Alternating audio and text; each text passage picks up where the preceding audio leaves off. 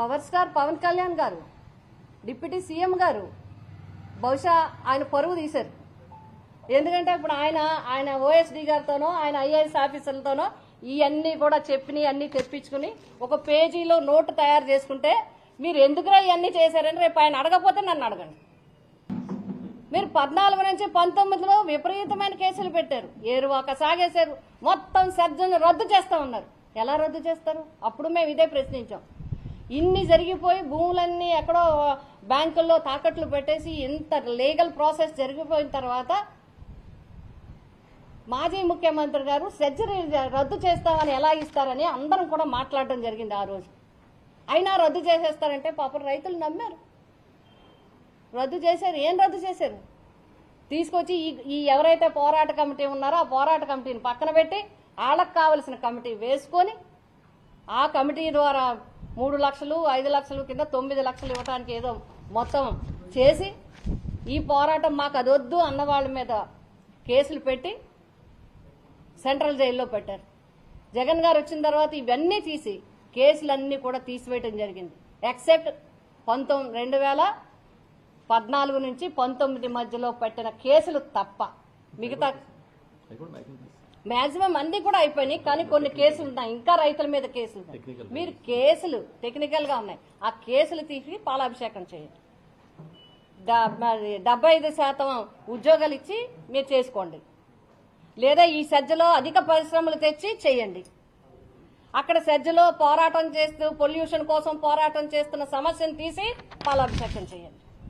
అంతేగాని ఈ క్రెడిట్ని జగన్ గారు తెచ్చిన క్రెడిట్ని మా క్రెడిట్ అని చెప్పుకొని చేయటం మాత్రం పూర్తిగా మేము ఖండిస్తున్నాం. ఈవేళ సజ్జలో ఆ 5 విలేజ్లు నిలబడ్డాయంటే, ఆ 2000 ఎకరాలు వాళ్ళకి వచ్చాయంటే కేవలం జగన్ గారి వల్లే వచ్చాయి.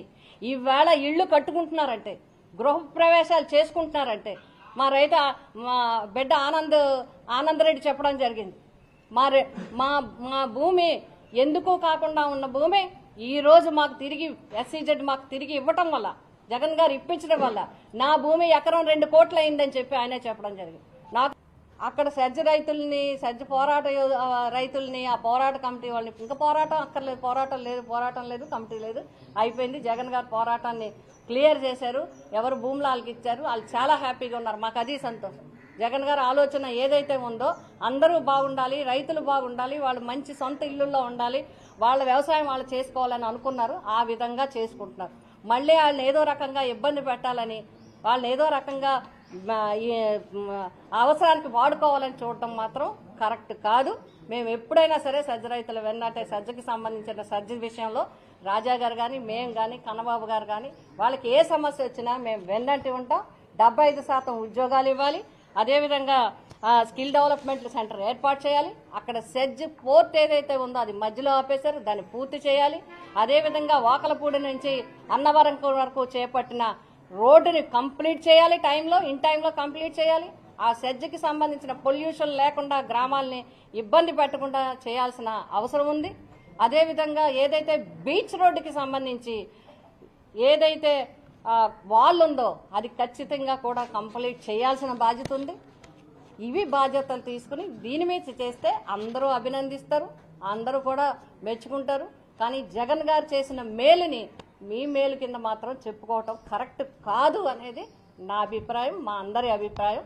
కాబట్టి ఈ సజ్జ రైతులకి సంబంధించి సజ్జకి న్యాయం చేసింది, సజ్జ రైతులకి న్యాయం చేసింది, సజ్జ ప్రాంతాలకి న్యాయం చేసింది, సజ్జ గ్రామాలు తిరిగి ఇచ్చింది, రైతులకు భూములు తిరిగి ఇచ్చింది దేశంలో జగన్మోహన్ రెడ్డి గారు.